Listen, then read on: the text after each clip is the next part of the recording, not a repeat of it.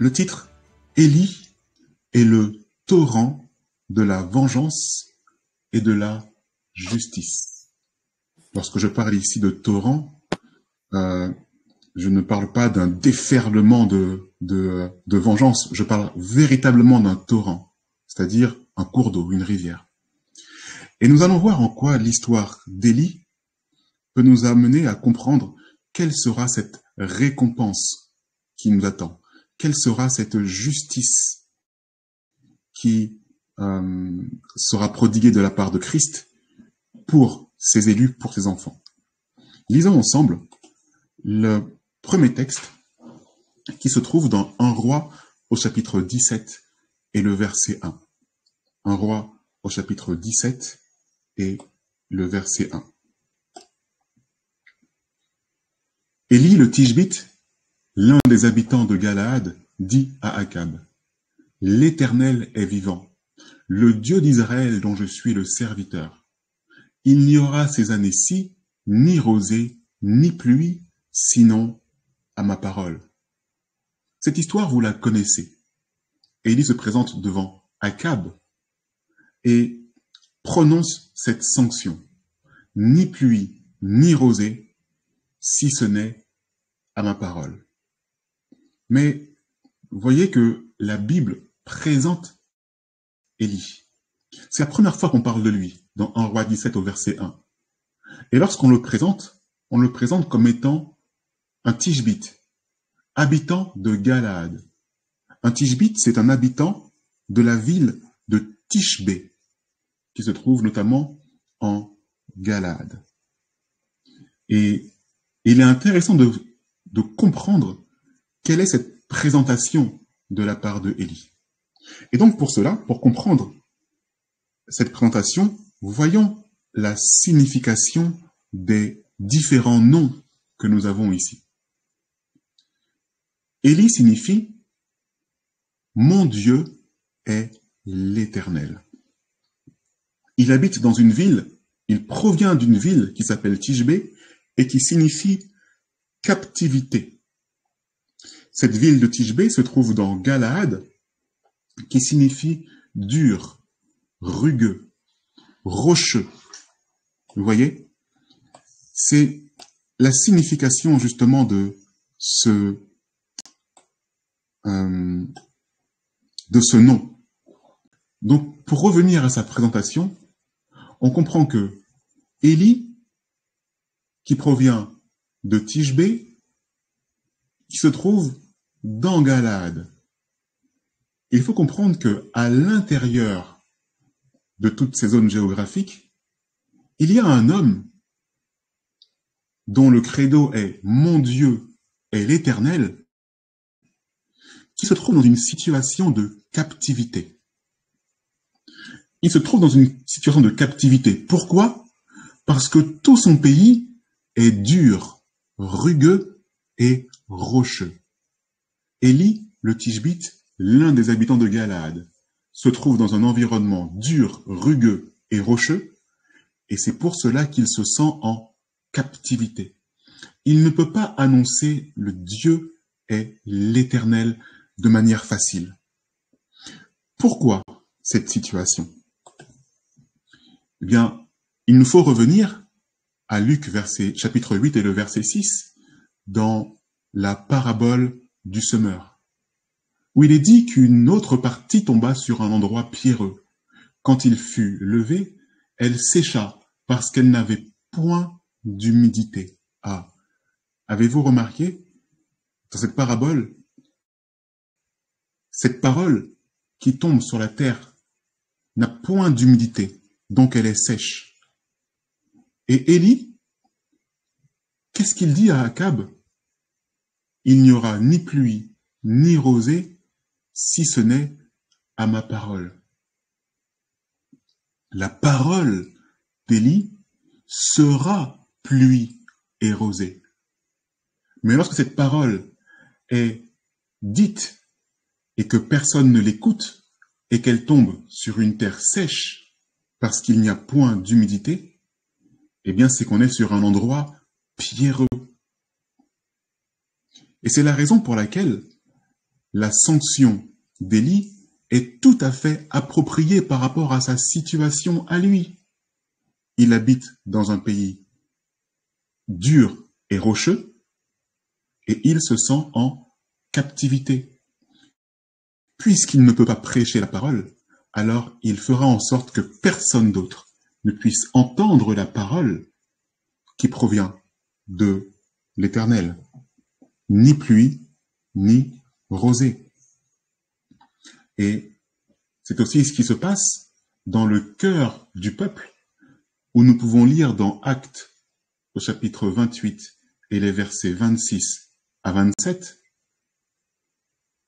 Va vers ce peuple et dis-lui, vous entendrez de vos oreilles, et vous ne comprendrez point.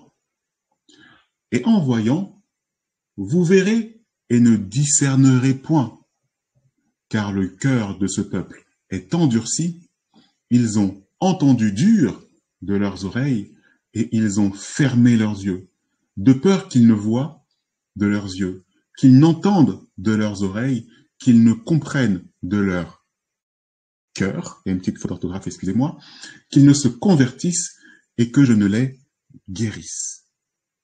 Quel est le problème ici? C'est que Élie, lorsqu'il parle au peuple, le peuple lui-même ferme ses oreilles.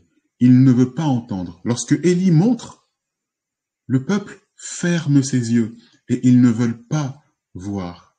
Ils refusent eux-mêmes d'écouter. Ils refusent eux-mêmes d'entendre.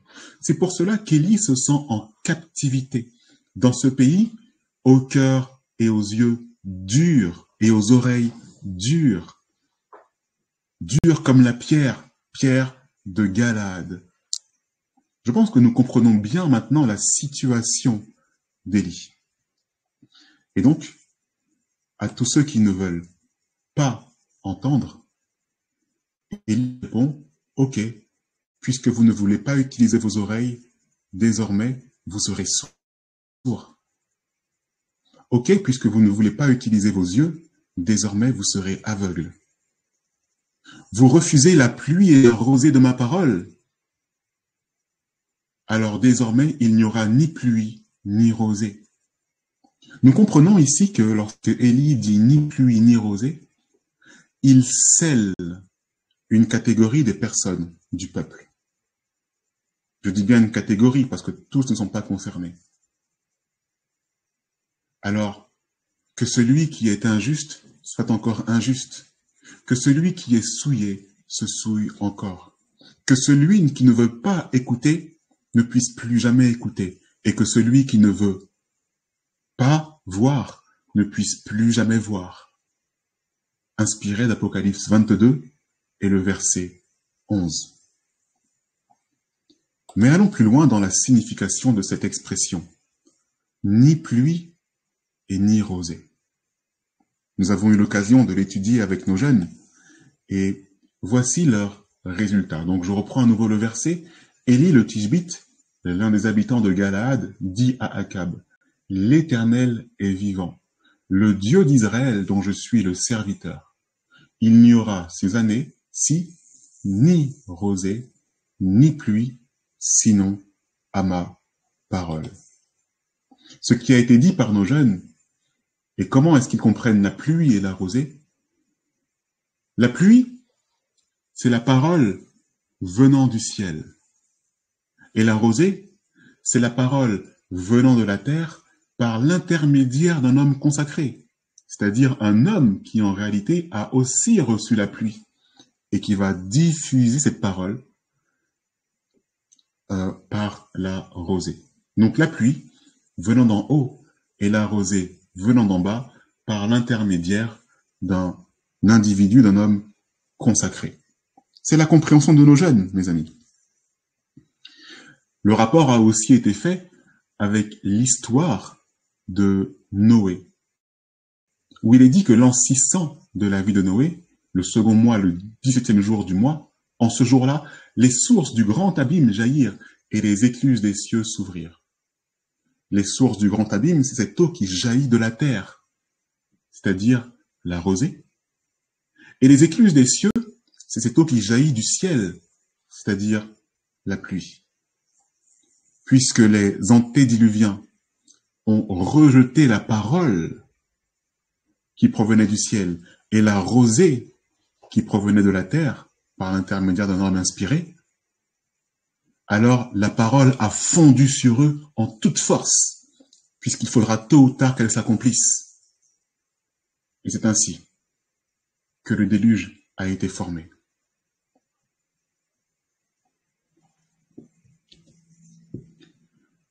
Nous retrouvons dans le texte de Deutéronome 32 et le verset 2 que mes instructions se répandent comme la pluie, que ma parole tombe comme la rosée, comme des ondées sur la verdure, comme des gouttes d'eau sur l'herbe. Nous avons ici, grâce à ce verset, confirmation que la pluie, ce sont les instructions du Seigneur, sa parole, que la rosée correspond aussi à sa parole. Et lorsqu'il y a une absence de pluie et de rosée, il y a donc aussi absence de parole divine, de parole d'instruction de la part de Dieu. Et que se passe-t-il lorsque l'on ne reçoit plus d'enseignement de la part de Dieu, lorsqu'on ne reçoit plus d'instruction de la part de Dieu? Que se passe-t-il lorsque la connaissance nous manque? Que se passe-t-il donc faute de pluie et de rosée? Je pense que vous avez la réponse sur les lèvres, où il est dit que mon peuple est détruit parce qu'il lui manque la connaissance. Mon peuple est détruit parce qu'il lui manque la connaissance. Il lui manque la pluie et la rosée. Lorsque Élie dit qu'il n'y aura plus de pluie ni rosée, il condamne à la destruction une partie du peuple. Et pourquoi le fait-il? Eh bien, il nous faut lire la suite de ce verset que souvent nous oublions. Puisque tu as rejeté la connaissance, je te rejetterai, et tu seras dépouillé de mon sacerdoce. Puisque tu as oublié la loi de ton Dieu, j'oublierai aussi tes enfants. Puisque le peuple a rejeté, puisqu'il a rejeté la parole en la jetant sur les pierres, pour qu'elle ne puisse pas prendre racine, afin qu'elle sèche, alors ce peuple sera rejeté. Et remarquez bien ces expressions. Puisque tu, alors je. Puisque tu as fait, alors je ferai. Puisque tu as rejeté, alors je te rejetterai. Mes amis, c'est l'une des bases de la justice divine. Si nous rejetons Christ, il nous rejettera aussi.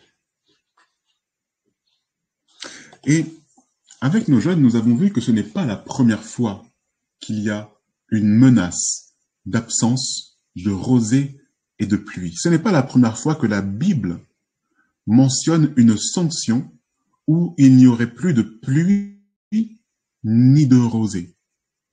Sur cette image, vous pouvez voir une illustration du roi David qui semble particulièrement triste. Oui, c'est le roi David qui a prononcé une sanction similaire à celle de Élie. Dans 2 Samuel 1 et le verset 21, David dit « Montagne de Gilboa, qu'il n'y ait sur vous ni rosée, ni pluie, ni champ qui donne des prémices pour les offrandes, car là ont été jetés les boucliers des héros. Le bouclier de Saül, l'huile a cessé de les oindre. » Alors il sera intéressant de comprendre pourquoi David a prononcé cette sanction. Il sera intéressant de savoir pourquoi David a prononcé cette sanction et que Élie a fait de même. Ce texte que nous venons de lire est un extrait de ce que l'on appelle le cantique de l'arc. Le cantique de l'arc. Et voici l'introduction du cantique de l'arc, qui se trouve dans 2 Samuel 1 et le verset 17 à 19. Voici le cantique funèbre que David composa sur Saül et sur Jonathan, son fils, et qu'il ordonna d'enseigner aux enfants de Juda. C'est le cantique de l'arc. Il est écrit dans le livre du juste. Le livre du juste. Encore une fois, tout dans cette étude que nous faisons a un rapport avec la justice. C'est le cantique de l'arc. Analysons un petit peu ce cantique de l'arc que nous pouvons lire dans 2 Rois. Alors, excusez-moi, que nous pouvons lire dans 2 Samuel, au verset 1, dans 2 Samuel 1, du verset 17 jusqu'au verset 27. Donc 2 Samuel 1, les versets 17 au verset 27. Voici donc le cantique de l'arc. L'élite d'Israël a succombé sur tes collines. Comment des héros sont-ils tombés? Ne l'annoncez point dans Gath. N'en publiez point la nouvelle dans les rues d'Ascalon, de peur que les filles des Philistins ne se réjouissent, de peur que les filles des incirconcis ne triomphent.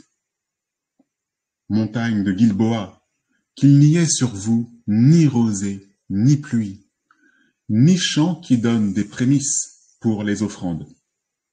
Car là étaient jetés les boucliers des héros. Le bouclier de Saül, l'huile a cessé de les oindre. Devant le sang des blessés, devant la graisse des plus vaillants, l'arc de Jonathan n'a jamais reculé. Et l'épée de Saül ne retournait point à vide.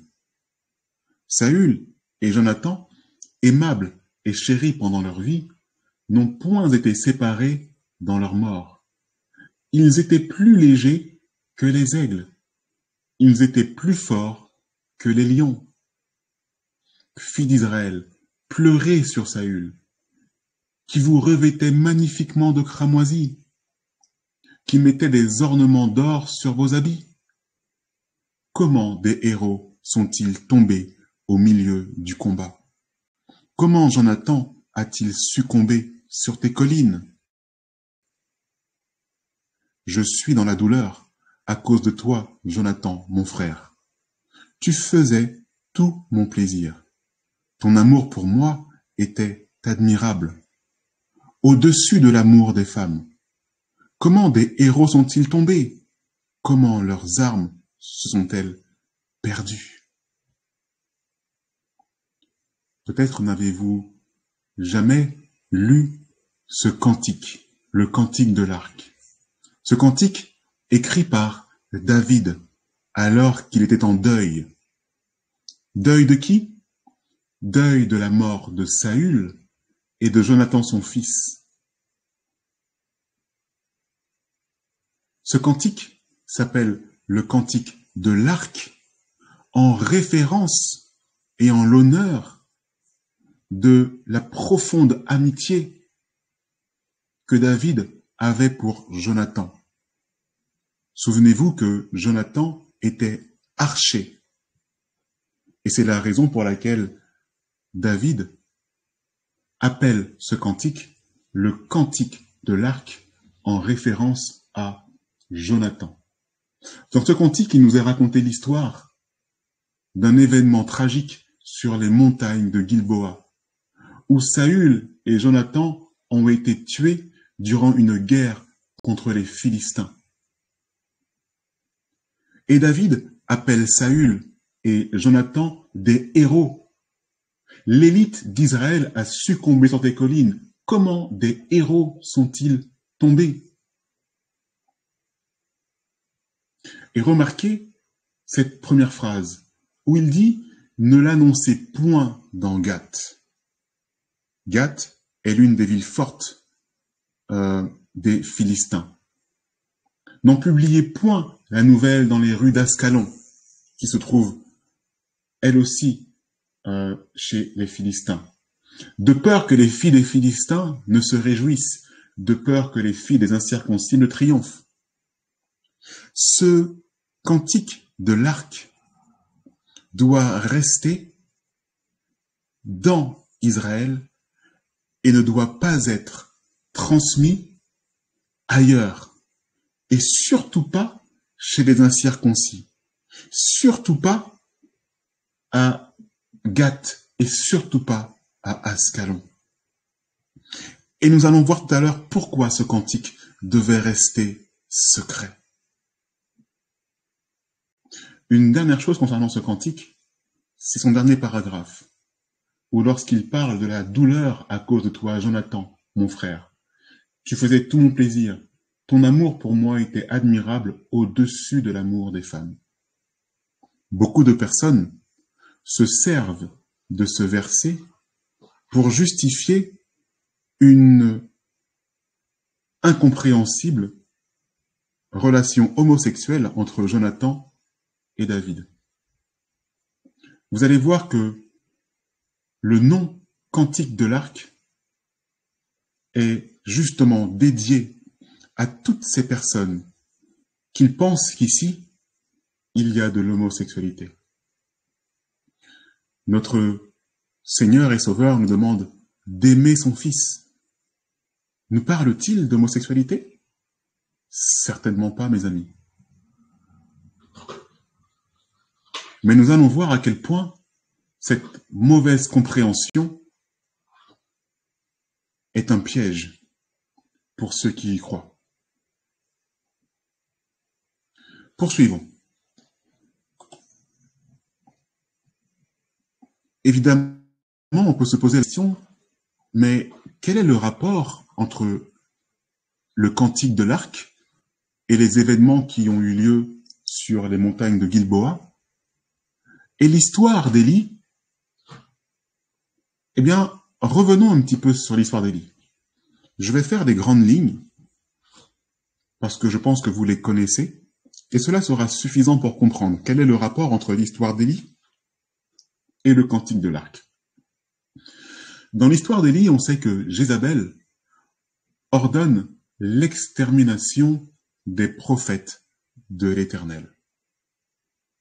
Et à cause de cette extermination, Élie va venir voir Akab et va condamner le pays en disant qu'il n'y aura ni pluie ni rosée, si ce n'est à ma parole. Il va arriver de nombreuses aventures à Élie, qui va passer chez la veuve Sarepta, et puis qui va revenir rencontrer Akab. Et il va provoquer Akab dans une sorte de duel, un défi entre le prophète de l'Éternel et les prophètes de Baal. Ce défi aura lieu sur le mont Carmel. Tout le peuple est assemblé, ainsi que tous les prophètes de Baal sont assemblés sur le mont Carmel. Nous connaissons l'histoire. Nous savons que les prophètes de Baal vont perdre ce défi et que la gloire de l'Éternel se manifestera sur l'holocauste qu'a élevé Élie, sur l'autel qu'a élevé Élie. Le feu va se répandre sur l'holocauste d'Élie et consumer l'holocauste, les pierres, jusqu'à absorber l'eau. Il ne restera absolument plus rien. Et devant cette scène saisissante, le peuple va comprendre qu'il a été berné par les prophètes de Baal. Élie va leur ordonner de les saisir. Et Élie va lui-même tuer les prophètes de Baal. Ce matin, nous posions la question aux jeunes, savez-vous combien de prophètes de Baal étaient présents sur le mont Carmel à cet instant précis? La Bible dit dans 1 Samuel 16, qu'il y avait 400 prophètes de Baal et 450 prophètes d'Astarté. Ce qui fait en tout 850 prophètes sur le mont Carmel. Un petit texte en provenance de Testimonies for the Church. Ils saisirent les faux prophètes qui les avaient trompés, les amenèrent au torrent de Kishon, et là, Élie tua de sa propre main ces prêtres idolâtres. De sa propre main. 850 personnes. 850 faux prophètes. Donc ça, c'était le rappel de ce qui s'est passé sur la montagne du mont Carmel. Alors maintenant, quel est le rapport entre les événements du Cantique de l'Arc et les événements du mont Carmel? Eh bien, premièrement, le point commun que nous retrouvons entre les deux histoires, c'est que David annonce qu'il n'y aura ni pluie ni rosée quand il compose le Cantique de l'Arc. Élie, à son tour, plus tard, va annoncer qu'il n'y aura ni pluie ni rosée également, un peu avant l'épisode du mont Carmel. On sait que dans le Cantique de l'Arc, il y a des héros qui sont tombés. Ces héros, ce sont Saül et Jonathan. On parle aussi de l'élite, donc on peut penser qu'il y avait aussi des généraux qui sont tombés. Mais David les appelle des héros. Qui sont les héros qui sont tombés dans l'histoire d'Élie?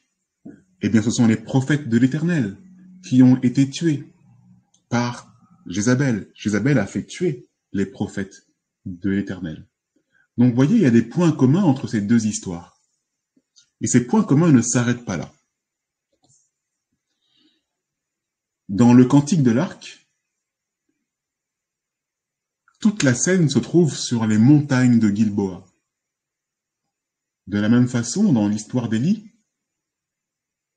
la vengeance, justement, se trouve sur les montagnes de Carmel. J'ai bien employé le mot vengeance, et nous allons y revenir dans quelques instants. Donc, dans le Cantique de l'Arc, on a les montagnes de Gilboa, et on a aussi des montagnes, la montagne de Carmel, dans l'histoire d'Élie. Mais ces montagnes ont encore d'autres choses à nous apprendre. Premièrement, c'est leur signification. Gilboa signifie fontaine jaillissante.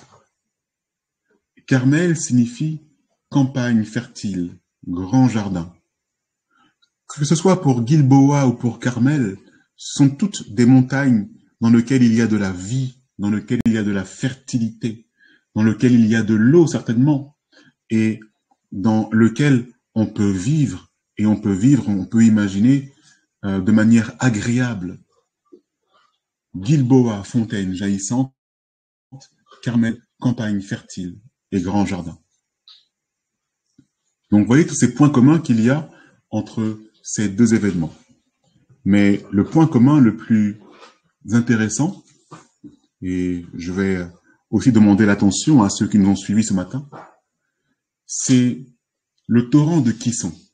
Alors oui, on a parlé du torrent de Kishon tout à l'heure dans l'histoire du mont Carmel, puisque c'est dans le torrent de Kishon que sont tués les prophètes de Baal. Mais dans le Cantique de l'Arc, est-ce qu'on nous parle du torrent de Kishon? Je n'ai pas vu de parler du torrent de Kishon dans le Cantique de l'Arc et dans toute l'histoire qui concerne la mort de Saül et de Jonathan. On ne parle pas du torrent de Kishon. Pourtant, je l'indique ici. Et c'est volontaire. Et je vais vous dire pourquoi. C'est un point commun entre ces deux histoires. Si vous voyez votre écran actuellement, vous verrez que le torrent de Kishon relie ces deux montagnes. Le torrent de Kison prend sa source dans les montagnes de Gilboa.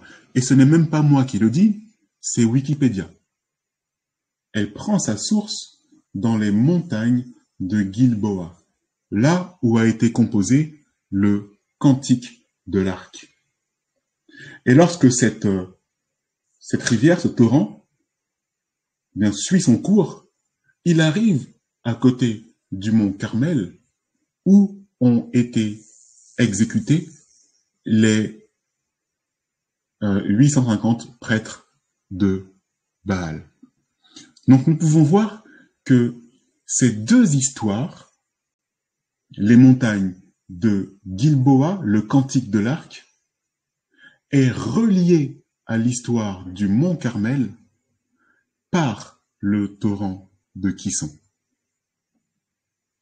Il y a un verset intéressant que nous pouvons prendre pour comprendre ce qu'est vraiment le torrent de Kison. Donc c'est un torrent qui relie Gilboa à Carmel. Et dans Juges 5 et le verset 21, il est dit, le torrent de Kison les a entraînés. Le torrent des anciens temps, le torrent de Kison, mon âme foule aux pieds les héros. Où est-ce qu'on parle de héros? Eh bien, on en parle à Gilboa. Dans le Cantique de l'Arc, des héros sont tombés. Et donc, le sang des héros de Gilboa est entré dans le torrent de Kison, a atteint le torrent de Kison, et chaque fois que des individus marchent sur le torrent de Kison, ils peuvent dire « Mon âme foule aux pieds les héros ».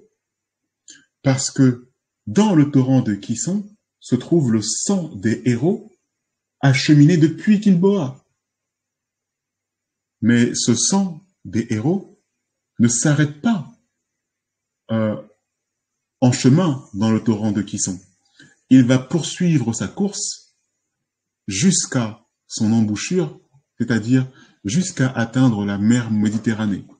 Mais il passe aussi par Carmel. Il y a une chose qu'il nous faut comprendre ici. Le mot Kison, donc dans sa signification première, je ne saurais pas bien le prononcer, pardonnez-moi, mais Kishon, qui signifie qui se courbe. Mais dans sa signification primaire, Kosh, pour Kison, signifie poser un appât ou un leurre, tendre un piège. Et là, vous devez commencer à comprendre pourquoi dans le Cantique de l'Arc, il ne fallait pas en parler aux filles des Philistins.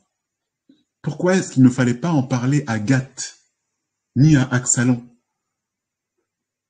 Il fallait que ça reste secret, parce qu'il y a un piège qui est en train d'être posé pour chacune, pour ces méchantes personnes, qui sont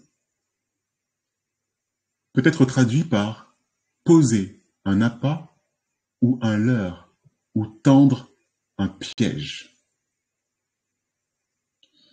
Ce qui est intéressant encore dans le torrent de Kison, c'est qu'il fait précisément, pas 1 kilomètre de plus ni 1 kilomètre de moins, mais il fait précisément 70 kilomètres.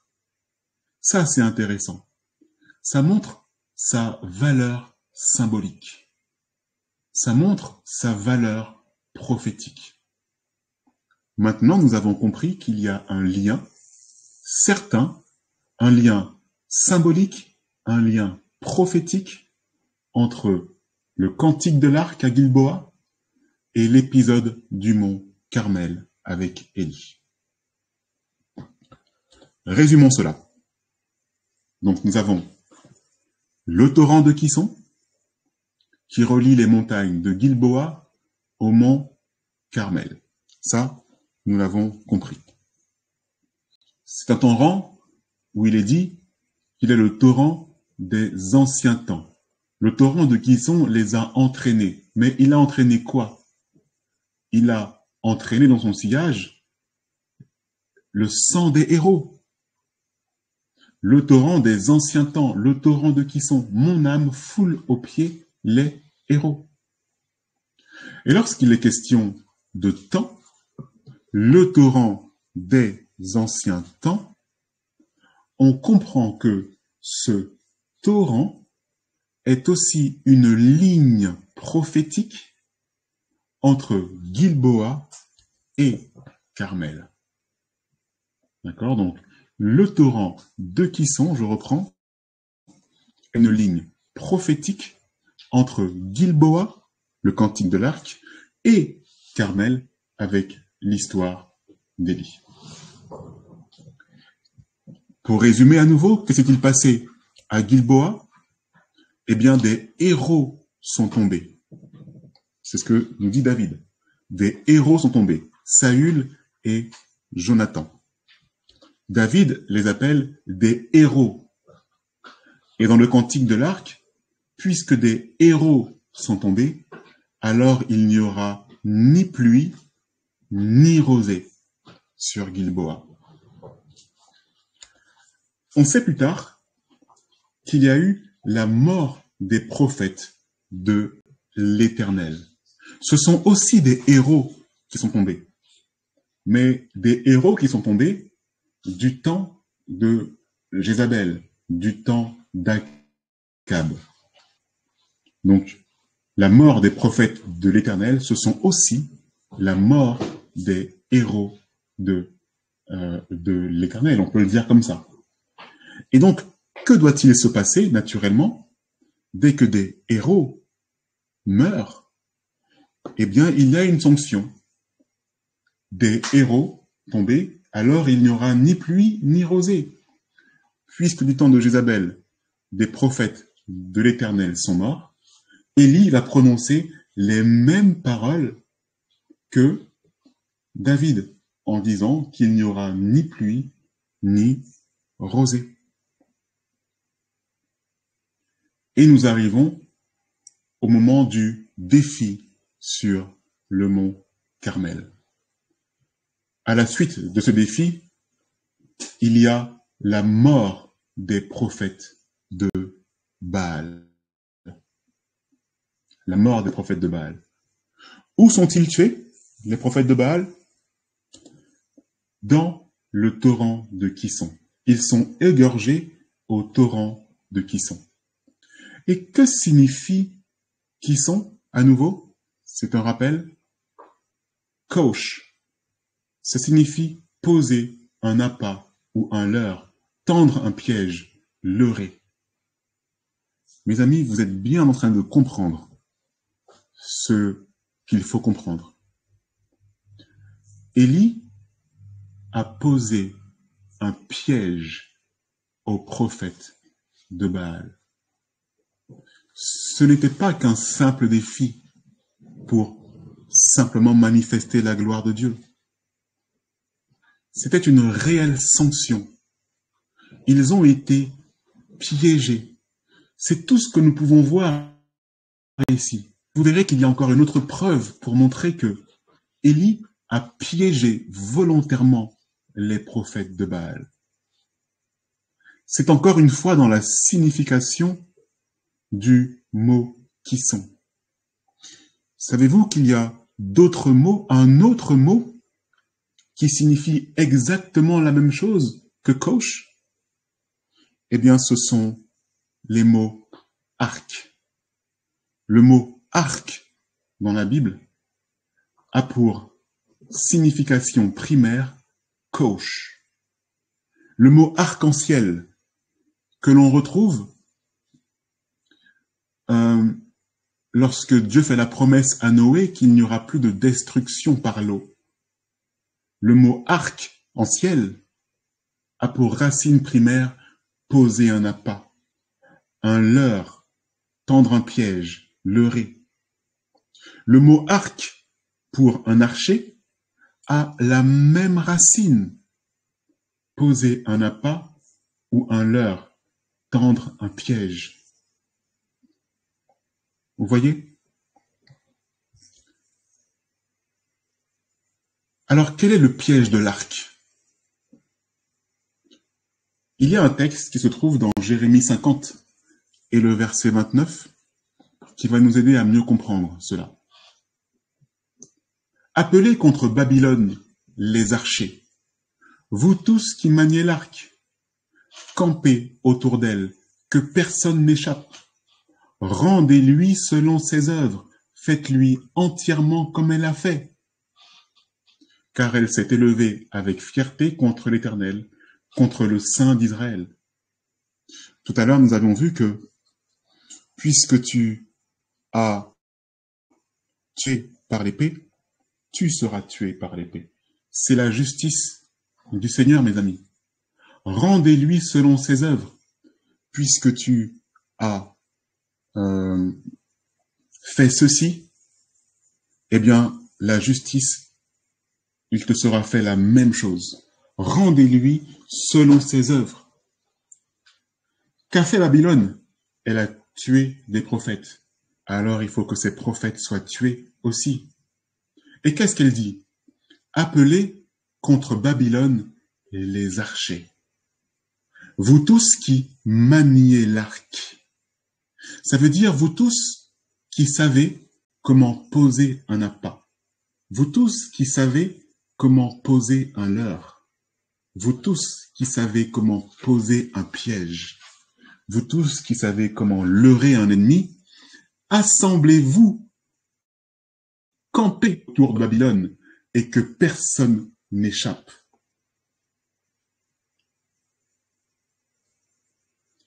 Mes amis, seuls ceux qui comprendront la signification de qui sont, tous ceux qui manient qui sont, tous ceux qui manient l'arc en ciel, qui manient l'arc de l'archer, et tous ceux qui manient qui sont, seront ceux qui rendront justice, seront ceux qui s'assembleront autour de Babylone afin que personne n'échappe. C'est exactement ce qu'a fait Élie.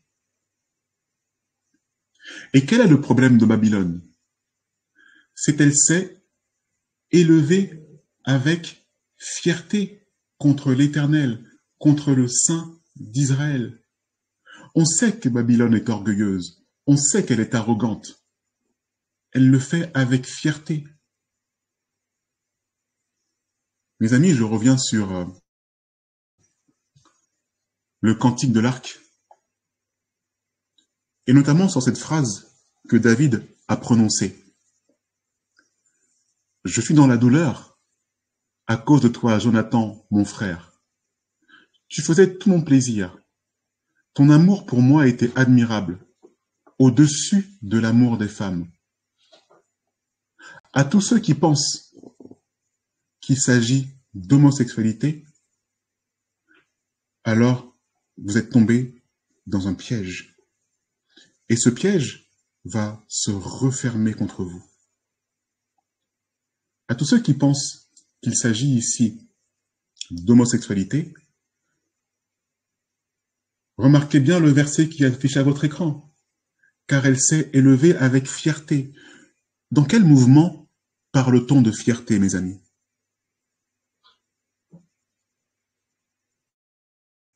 Il y a des parades de la fierté qui se font actuellement dans beaucoup de villes. Mais tous ceux qui auront ce type de fierté sont tombés dans un piège. Le pire, c'est que leur symbole est l'arc-en-ciel. Parce qu'ils pensent que ce symbole justifie leur action. Mais ils sont tombés dans un piège. Souvenez-vous ce que signifie le mot arc dans sa signification primaire. C'est un appât, un leurre, un piège. Mes amis, il n'y a qu'un seul vrai arc-en-ciel. C'est celui qui se trouve dans le ciel et pas celui qui se trouve sur un t-shirt ou un drapeau. L'arc-en-ciel qui se trouve dans le ciel et qui se trouve aussi au-dessus de la tête de notre Seigneur lorsqu'il revient en gloire et lorsqu'il se manifeste à ses prophètes, est le seul arc-en-ciel que nous pouvons suivre et regarder. Tout autre arc-en-ciel sur un drapeau ou sur un t-shirt est un leurre. C'est un piège qui se refermera contre tous ceux qui acceptent cet arc-en-ciel.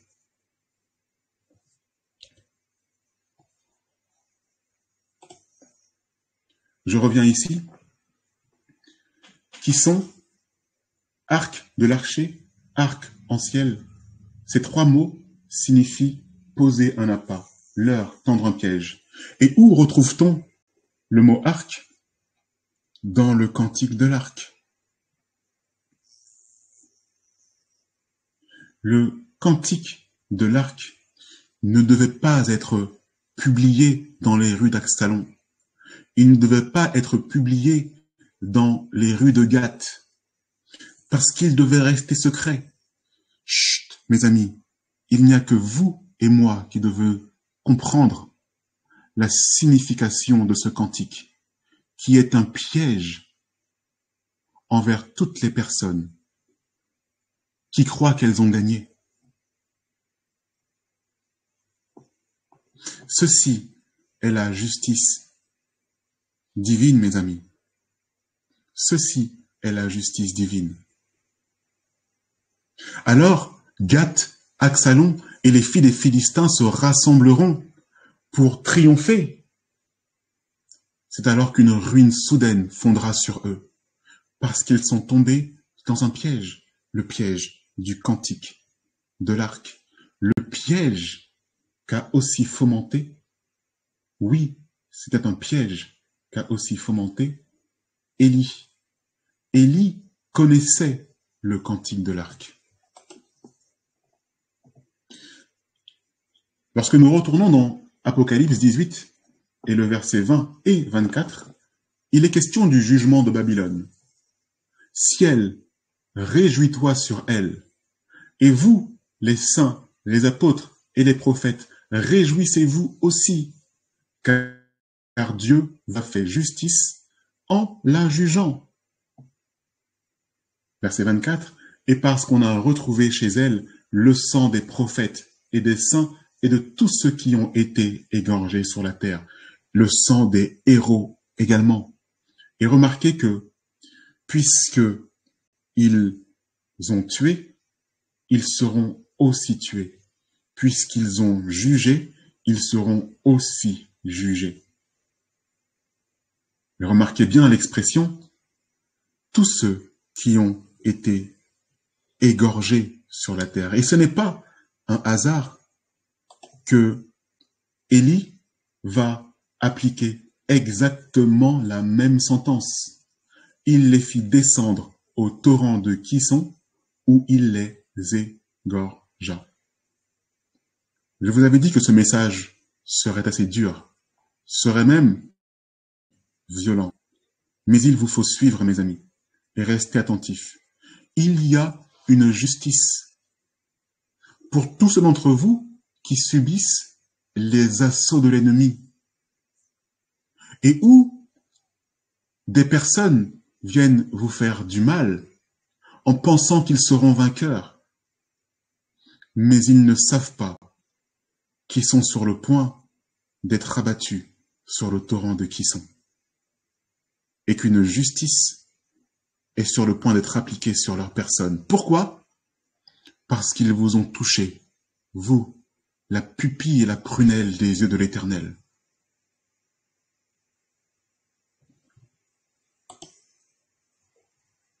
Si quelqu'un a des oreilles, qu'il entende. Si quelqu'un mène en captivité, il ira en captivité. Si quelqu'un tue par l'épée, il faut qu'il soit tué par l'épée. C'est ici la persévérance des saints, mes amis. Votre persévérance se trouve dans l'espoir qui se trouve dans ce torrent qui coule de Gilboa jusqu'à Carmel. Sur Gilboa, vous avez subi des épreuves. Sur Gilboa, vous avez subi des tragédies. Mais le torrent va jusqu'à Carmel. Et à Carmel, il y aura la rétribution des méchants qui vous ont fait subir. Gardez cet espoir. Certes, ce n'est pas nous qui rendrons justice, mais l'Éternel rendra justice lui-même. Oui, il s'agissait bien d'une vengeance. Élie connaissait le cantique de l'arc. Élie a prophétisé la mort des prophètes de Baal lorsqu'il a dit qu'il n'y aurait ni pluie, ni rosée. Et au moment où il propose le défi à Akab, Akab a fermé les yeux à la prophétie sinistre de Élie, en annonçant qu'il n'y aurait plus de pluie ni de rosée. Élie annonce, il prophétise que des hommes vont être tués par vengeance à cause des héros morts pour l'Éternel. Mais quel était le problème d'Akab et des prophètes? C'est qu'ils ont fermé les yeux à cette prophétie et qu'ils ont fermé leurs oreilles. Ils ont fermé les yeux de peur qu'ils ne voient, qu'ils n'entendent de leurs oreilles et qu'ils ne comprennent de leur cœur. Ils se sont dit, c'est pas grave, on va venir et on va parler à ce Élie de quel bois Baal se chauffe. Sauf que Baal n'a chauffé aucun bois. Ils ne sont pas rendus compte du dénouement mortel sur leur personne. Ils ne se sont pas rendus compte qu'ils avaient été piégés dans le cantique de l'arc. Oui, mes amis, posons-nous la question, était-ce vraiment une vengeance qu'Élie a fomentée? Dans le psaume 58 et le verset 11, nous pouvons lire « Le juste sera dans la joie à la vue de la vengeance. Il baignera ses pieds dans le sang des méchants. Il baignera ses pieds dans le torrent de Kison. » Élie a-t-il appliqué une vengeance? Lisons encore dans Ésaïe 63 et les versets 2 à 6. Il s'agit ici d'une prophétie qui est reliée à Apocalypse 14, lorsque Jésus, un ange, demande à Christ de jeter sa faucille et de vendanger et de fouler au pressoir les méchants. Et il est dit que le sang de ces méchants montait jusqu'aux morts des chevaux. Voici ce que dit ce texte d'Ésaïe 63 et les versets 2 à 6. Pourquoi tes habits sont-ils rouges? On parle ici de Christ. Et tes vêtements comme les vêtements de celui qui foule dans la cuve? Christ répond, j'ai été seul à fouler au pressoir, et nul homme d'entre les peuples n'était avec moi. Je les ai foulés dans ma colère, je les ai écrasés dans ma fureur. Leur sang a jailli sur mes vêtements, et j'ai souillé tous mes habits.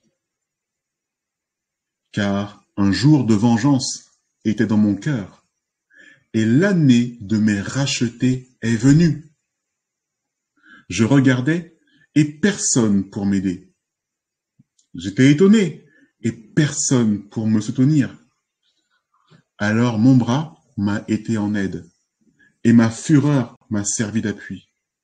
J'ai foulé des peuples dans ma colère, je les ai rendus ivres dans ma fureur, et j'ai répandu leur sang sur la terre. Pardon. Un jour de vengeance était dans mon cœur. Oui, il s'agissait bien d'une vengeance. Mais pourquoi cette vengeance? Parce que l'année de mes rachetés est venue. Il s'agissait d'une vengeance à cause de Gilboa. Mais l'eau s'est écoulée jusqu'au Carmel, et désormais, l'année de mes rachetés est venue. Pourquoi tes habits sont-ils rouges? Leur sang a jailli sur mes vêtements et j'ai souillé tous mes habits. Pensez-vous que ce texte peut aussi représenter Élie? Je crois fortement qu'Élie peut se retrouver dans ce texte, parce que non seulement il a tué de sa propre main 850 hommes, mais en plus, il dit qu'il a été seul à fouler au pressoir. Nul homme d'entre les peuples n'était avec moi. Personne pour m'aider, personne pour me soutenir. Savez-vous que c'est ce qu'Élie disait à l'Éternel à 2 reprises? Il répondit, lorsque Dieu interroge Élie dans la montagne de Horeb, « Que fais-tu ici, Élie ?» Élie répond, « J'ai déployé mon zèle pour l'Éternel, le Dieu des armées, car les enfants d'Israël ont abandonné ton alliance. Ils ont renversé tes autels et ils ont tué par l'épée tes prophètes. Je suis resté, moi seul, et ils cherchent à m'ôter la vie. » Alors, est-ce que le texte d'Ésaïe 63 peut convenir à Élie? Oui, parce que ses habits ont été rougis par la tuerie des prophètes de Baal, parce que leur sang a jailli sur ses vêtements. Oui, il peut s'agir d'Élie, parce qu'il s'agit clairement d'une vengeance préméditée. Et oui, parce que comme Christ, il s'est senti seul à le faire. Il s'agissait donc bien d'une vengeance. Mais ce n'est pas une vengeance qui a lieu comme cela, mes amis. C'est une vengeance qui se fait parce que des justes, parce que des héros, parce que des saints, parce que des frères et sœurs, comme vous et moi. Je pense encore une fois à Haïti en disant cela. Parce qu'il y a encore parmi vous des personnes qui souffrent, qui peuvent être même frappées par le deuil à cause de tous les événements qu'il y a actuellement sur cette île.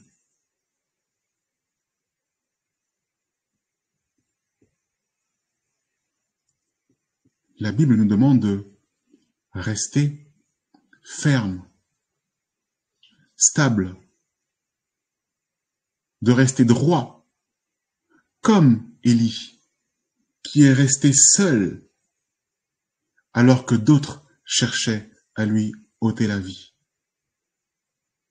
Et dans son action, il a manifesté la gloire de l'Éternel.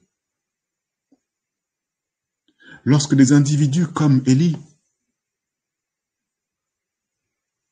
cela peut être vous, mes amis, subissent des torts injustes, sachez qu'il y aura une justice contre tous ces méchants qui auront osé vous toucher, mes amis. On ne touche pas à loin de l'Éternel.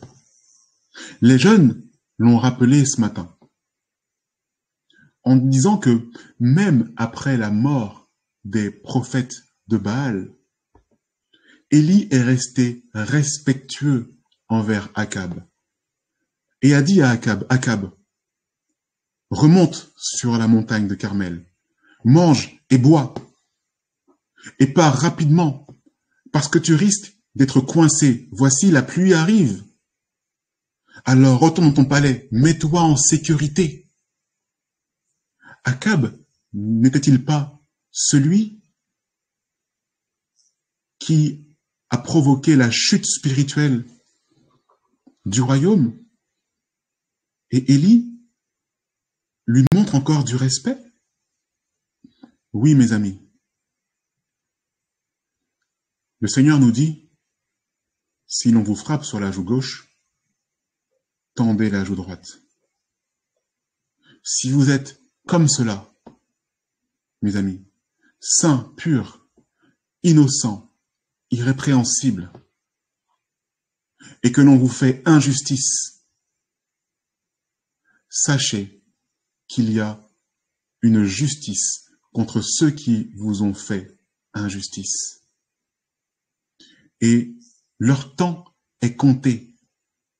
Leur temps est compté durant le temps prophétique que peut durer le torrent de Kishon, depuis Gilboa jusqu'à ce qu'il arrive sur la mer Méditerranée, en passant par Carmel.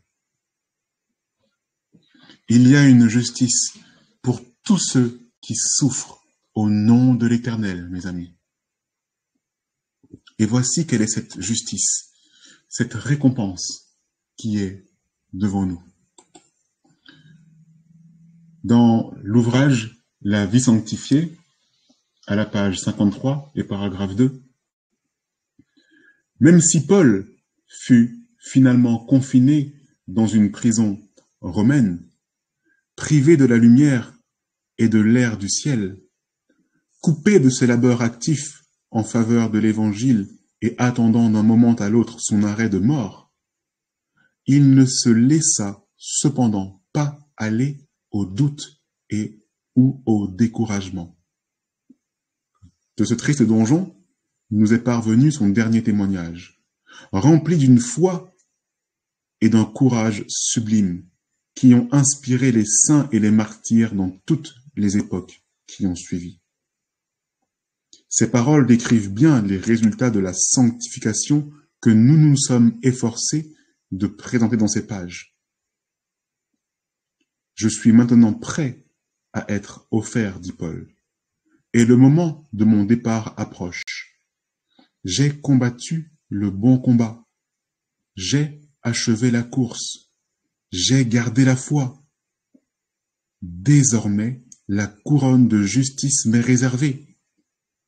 Le Seigneur, le juste juge, me la donnera ce jour-là, et non seulement à moi, mais encore à tous ceux qui auront aimé son avènement. Il s'agit ici du tout dernier paragraphe de l'ouvrage La vie sanctifiée, la conclusion de toute chose, où, par les mains directement de notre Sauveur, nous recevrons la couronne de justice. Et pour cela, il nous faut, comme Paul, être remplis d'une foi et d'un courage sublime. Ce courage sublime viendra même inspirer les saints et les martyrs des temps prochains, mes amis. Restons fermes dans la parole du Seigneur. Et la couronne de justice vous sera réservée. Je prendrai ainsi un dernier texte à lire comme le souhait que je formule pour chacun d'entre vous pour cette nouvelle année. La justice et la récompense. Dans manuscrit, il est dit, dans le tome 2 à la page 211 et paragraphe 3. Je précise que ce message est enregistré et que vous pourrez le consulter ultérieurement. Voici le trône de Dieu apparu. Des myriades de myriades et des milliers de milliers d'anges et de créatures l'entouraient. Et tout près du trône se tenaient les martyrs. Parmi eux, j'ai vu ceux-là même qui récemment se trouvaient dans la misère la plus abjecte, que le monde ignorait, que le monde haïssait et méprisait. Une voix a dit, « Jésus, qui est assis sur le trône, a tant aimé l'homme qu'il a donné sa vie en sacrifice pour le racheter de la puissance de Satan et l'exalter jusqu'à son trône. Lui qui est au-dessus de toutes les puissances, qui détient toute autorité dans le ciel et sur la terre, à qui toute âme est redevable pour toutes les faveurs qu'elle a reçues de lui, a été sur terre, comment? Doux et humble de cœur, saint, innocent et pur. Il est resté fidèle à tous les commandements de son Père. La méchanceté a rempli toute la terre. Celle-ci a été souillée par ses habitants. Les hauts lieux des puissances de la terre ont été pollués par la corruption et l'idolâtrie. Mais le temps est venu où la justice doit recevoir la palme du triomphe et de la victoire. Ceux qui étaient considérés par le monde comme faibles et indignes, ceux qui étaient sans défense face à la cruauté des hommes, seront couronnés vainqueurs et plus que vainqueurs. Amen. Mes amis, c'est donc un message qui a pour but de vous encourager, même à travers les difficultés, à rester doux, humble de cœur, saint, innocent, pur, fidèle à tous les commandements, comme Christ, qui n'a pas laissé ses émotions le submerger au point qu'il a accepté la mort même sur la croix, allant jusqu'à la mort. Je repense aux 3 Hébreux qui ont ainsi dit, et combien même nous ne serions délivrés, nous ne céderions pas. Parce qu'ils savaient, parce qu'ils avaient une espérance qu'il rouvrirait les yeux comme un oisillon qui verrait pour la première fois son sauveur. Et ce sauveur leur remettrait la couronne de justice. Je termine ainsi en reprenant le dernier paragraphe. Mais le temps est venu où la justice doit recevoir la palme du triomphe et de la victoire. Ceux qui étaient considérés par le monde comme faibles et indignes, ceux qui étaient sans défense face à la cruauté des hommes, seront couronnés vainqueurs et plus que vainqueurs. Amen. Vous comprenez donc mieux ce titre. Élie est le torrent qui mène à la vengeance, mais qui mène surtout à la justice. Amen. Amen, amen. Amen. Je vous invite à vous prosterner pour la prière. Notre Dieu, notre Père, nous te sommes infiniment reconnaissants pour tes bontés envers nous. Nous voulons te remettre nos vies, nous voulons aussi déposer à tes pieds nos fardeaux. Parmi ces fardeaux, Seigneur, il peut se cacher des difficultés incroyables, des difficultés qui peuvent paraître même insurmontables, des difficultés qui sont parfois l'objet de tragédies. Mais tu nous as assuré qu'il y a une justice, à condition que nous restons fermes. Comme Élie, je suis resté, moi seul. Que nous puissions parler ainsi comme lui, en étant fermes dans notre foi, fermes dans notre croyance et dans notre espoir de pouvoir te revoir un jour, fermes dans l'espoir que ta justice sera accomplie. Lorsque les eaux par lesquelles nous passons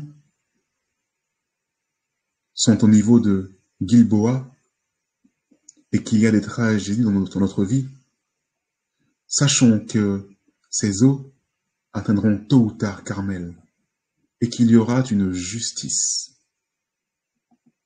Cette justice qui se retournera comme un piège contre tous ceux, Seigneur, qui auront osé faire du mal à tes serviteurs. Cette justice, ce n'est pas nous qui l'appliquerons, mais dans ton grand pouvoir, Seigneur, tu remettras à chacun selon ce qu'il a fait. À ceux qui ont été des diffuseurs de justice et de bien, tu redonneras la justice et le bien. À ceux qui auront diffusé le mal, tu les piégeras dans le même mal qu'ils ont eux-mêmes fait auprès d'autrui.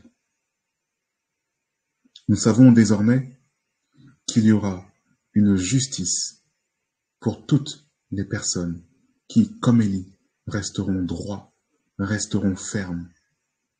Alors ma prière va pour l'ensemble de mes frères et sœurs aujourd'hui en leur disant courage et de rester ferme durant les épreuves de cette nouvelle année civile dans laquelle nous sommes et de ne jamais céder, pas d'un seul iota, ne serait-ce qu'un seul centimètre à Satan et à ses forces.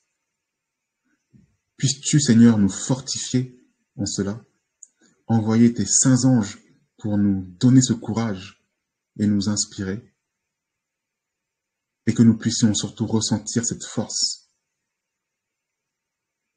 Ceux qui sont pour nous, à travers tes anges, sont bien plus nombreux que ceux qui sont contre nous. Justice sera faite. Que ton nom, ô Éternel, soit loué. Tu peux nous donner et tu peux reprendre, mais qu'en tout temps, nous ne puissions jamais t'accuser de cela, mais que nous puissions toujours te rendre gloire. Gloire te soit rendue au Père, au nom de Jésus ton Fils. Amen. Amen.